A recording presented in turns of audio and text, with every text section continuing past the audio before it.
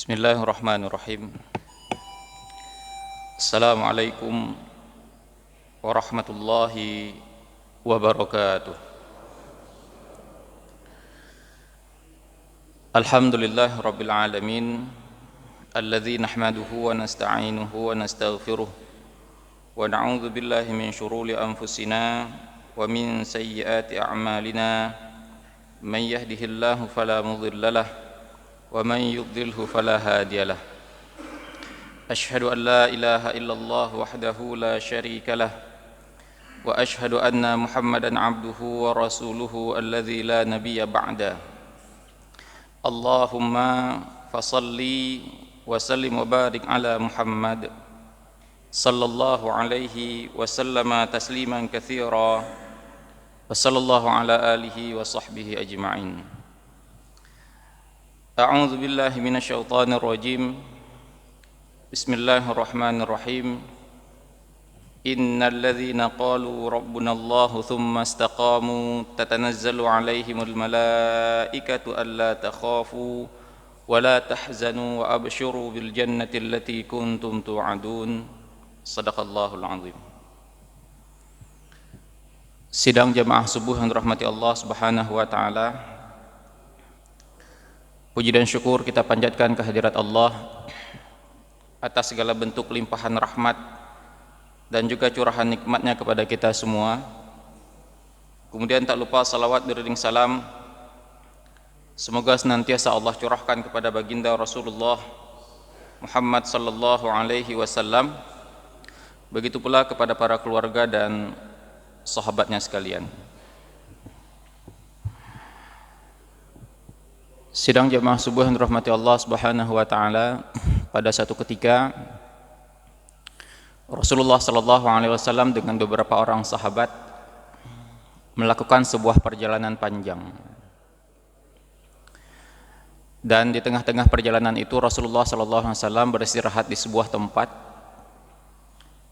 Dan ternyata di tempat itu ditinggali oleh seorang Arab Badui, orang Arab pedalaman. Dan ketika mengetahui Rasulullah SAW beristirahat di tempatnya, maka sang Arab Badui ini pun memberikan pelayanan yang begitu baik kepada Rasulullah. Karena memang salah satu kebiasaan atau nilai positif yang dimiliki oleh Arab Badui ini, walaupun karakter mereka ini keras, ditempa oleh alam yang begitu keras, tapi sejatinya salah satu hal yang begitu luar biasa dari seorang Arab Badui ini adalah dalam hal memuliakan tamu. Jadi ketika ada orang yang datang dari jauh mampir ke tempatnya, maka dia akan berusaha memberikan pelayanan yang baik. Apalagi ketika dia mengetahui bahwa yang sedang mampir itu adalah Rasulullah dan para sahabat. Saking luar biasanya pelayanan yang diberikan oleh sang Arab Badui ini, Rasulullah pun begitu terkesan.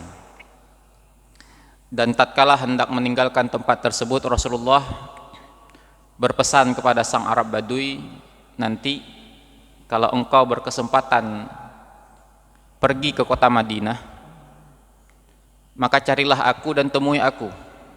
Begitulah pesan Rasulullah SAW.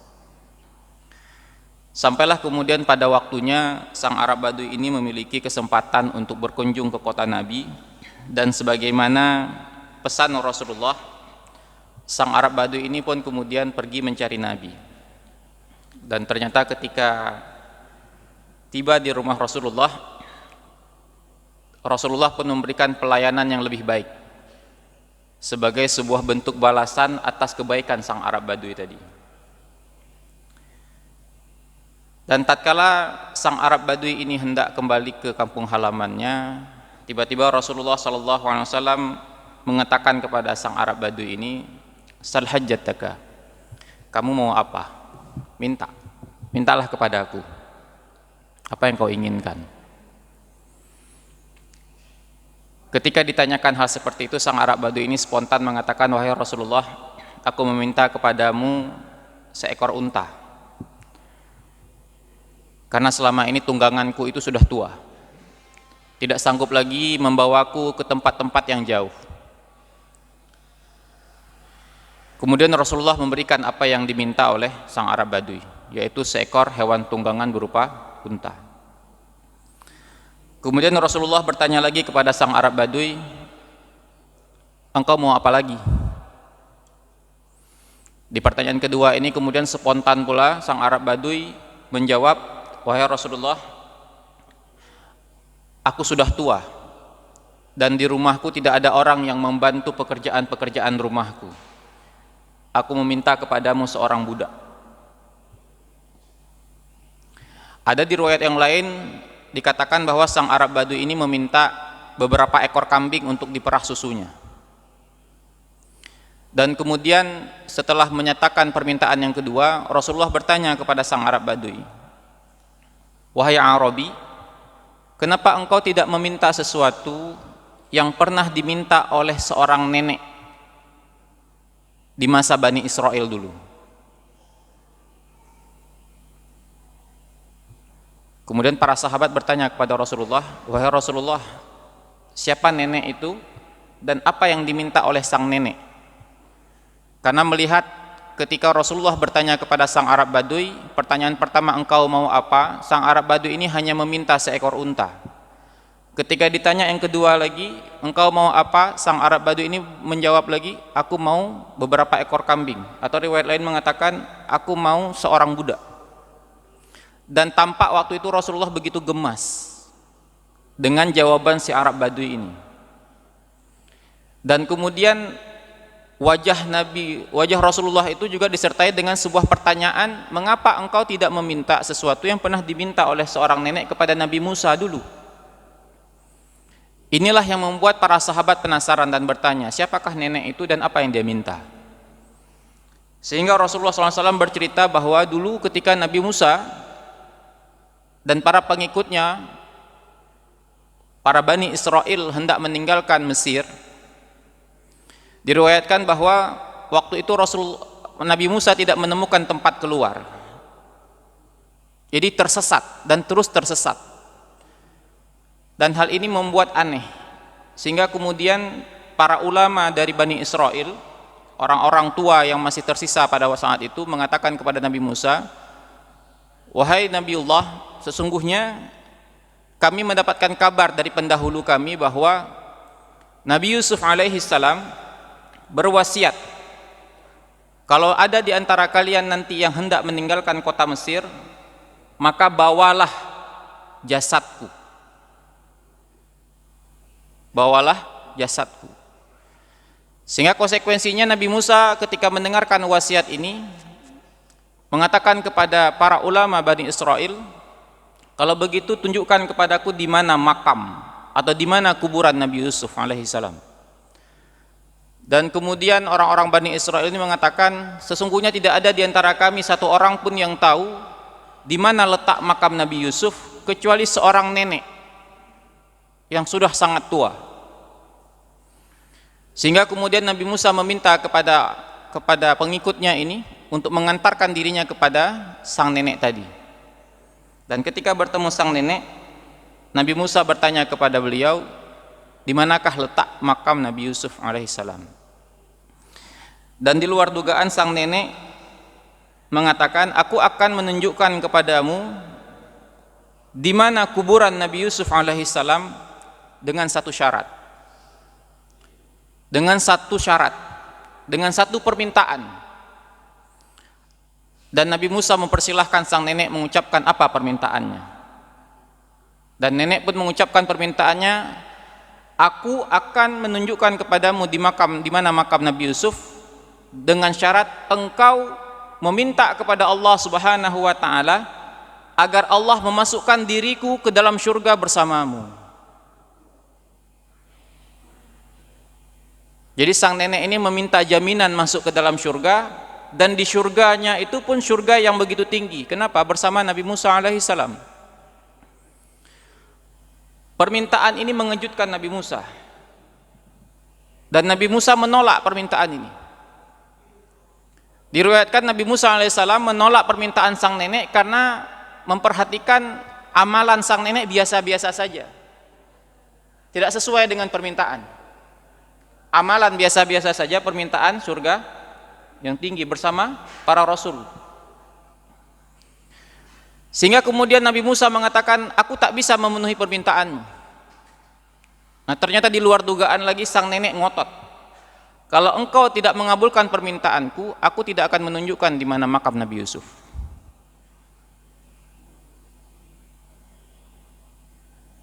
Dan kemudian Nabi Musa alaihissalam pun berdoa kepada Allah Subhanahu wa taala.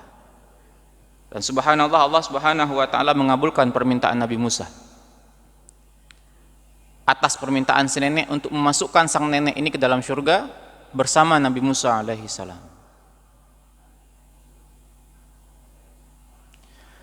Sidang jamaah subuh yang dirahmati Allah Subhanahu wa taala, apa pelajaran yang bisa kita dapatkan dari kisah ini? Kisah ini diriwayatkan oleh Imam Al-Hakim dengan sanad yang sahih. Apa pelajaran yang bisa kita dapatkan dari kisah ini? Pelajaran yang bisa kita dapatkan adalah tentang obsesi. Di dalam bahasa Arab, obsesi itu juga disebut dengan ulul himmah. Obsesi yang begitu tinggi. Obsesi tentang kehidupan akhirat kita. Kenapa Rasulullah begitu gemas dengan sang Arab Badui? Karena sang Arab Badui ini seolah-olah tidak mengetahui kepada siapa dia meminta. Andai saja orang yang dia minta itu adalah orang biasa, bukan seorang nabi, bukan seorang rasul, maka layak kalau permintaannya hanya seekor unta. Tapi waktu itu Rasulullah begitu gemas dengan sang Arab Badui ini karena sosok yang dia minta itu adalah Rasulullah sallallahu alaihi wasallam. Artinya dalam pandangan Rasulullah, permintaan seekor unta, seorang budak, beberapa ekor kambing terlalu kecil kalau itu diminta kepada Rasulullah. Sementara sang nenek ini begitu cerdas ketika mengetahui orang yang memintanya, orang yang meminta tolong kepadanya seorang Nabi Musa, dia langsung spontan mengucapkan, aku ingin surga. Bukan ingin berikan kepadaku 1.000 dinar, 2.000 dinar, tapi wahai Musa, aku ingin surga, surga bersamamu. Padahal jasa yang diberikan sang nenek hanya menunjukkan di mana makam Nabi Yusuf. Itu makam Nabi Yusuf, sudah selesai. Sementara sang Arab Badui ini dari segi amalan itu melayani tamu, yaitu Rasulullah, mengeluarkan sekian banyak uang untuk melayani tamu. Tapi ketika kemudian Rasulullah hendak membalas kebaikan sang Arab Badui tadi, permintaan yang disampaikan oleh sang Arab Badui ini hanya seekor unta, begitu kecil. Walaupun mungkin bagi sang Arab Badui ini seekor unta itu mahal, hari ini juga mahal unta itu, 40 juta, 50 juta, belum lagi budak, belum lagi beberapa ekor kambing. Mungkin kalau dirupiahkan pada hari ini, nominal yang diminta oleh sang Arab Badui ini mungkin nilainya itu ratusan juta. Tapi bagi Rasulullah, walaupun nilainya itu miliaran, triliunan, tapi ketika yang diminta itu kepada seorang Nabi itu begitu kecil dibandingkan dengan permintaan surga. Pertanyaannya, mengapa sang Arab Badui ini spontan meminta unta, sementara sang nenek spontan meminta surga? Itu disebabkan oleh obsesi. Obsesi terkait dengan kehidupan akhirat. Agama tidak melarang kita untuk memiliki obsesi dalam perkara dunia. Anda mau kuliah tinggi, silakan. Mau menjadi orang kaya raya, silakan. Ingin memiliki rumah yang luas, silakan. Ingin memiliki kendaraan yang mewah juga silakan. Silakan memiliki obsesi-obsesi tersebut. Tapi jangan sampai obsesi-obsesi dalam hal dunia itu mengalahkan obsesi terkait dengan kehidupan akhirat. Apa yang membedakan sesuatu itu disebut dengan obsesi atau bukan? Perhatikan kisah si nenek dan Arab Badui ini. Ketika sesuatu itu menjadi obsesi kita, maka dia masuk ke alam bawah sadar kita, masuk ke dalam angan-angan kita, terucap melalui doa-doa kita dengan penuh kesungguhan.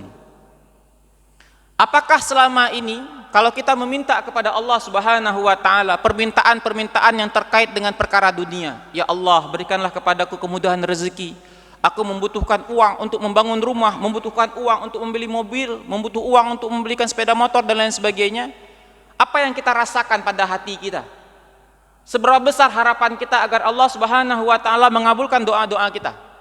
Bandingkan kalau dengan permintaan Rabbana atina fid dunya hasanah. Bandingkan dengan sebuah permintaan Rabbana faghfir lana dzunubana. Bandingkan dengan permintaan-permintaan agar Allah memasukkan kita ke dalam surga. Apakah rasa itu juga sama? Pengharapannya juga sama. Ketika kita membutuhkan bantuan kepada Allah Subhanahu wa taala agar Allah kemudian menyelesaikan persoalan-persoalan hidupan kita di dunia, membayar hutang, mengobati sakit dan lain sebagainya, dan kemudian kita penuh harap meminta kepada Allah Subhanahu wa taala, bahkan kemudian sampai menangis. Saking luar biasanya persoalan hidup kita, apakah kemudian rasa yang sama kita miliki ketika kita meminta sesuatu kepada Allah atas perkara akhirat? Inilah yang disebut dengan obsesi. Sehingga Rasulullah SAW mengajarkan kepada kita, kalau meminta surga, maka mintalah surga yang tertinggi. Walaupun di satu sisi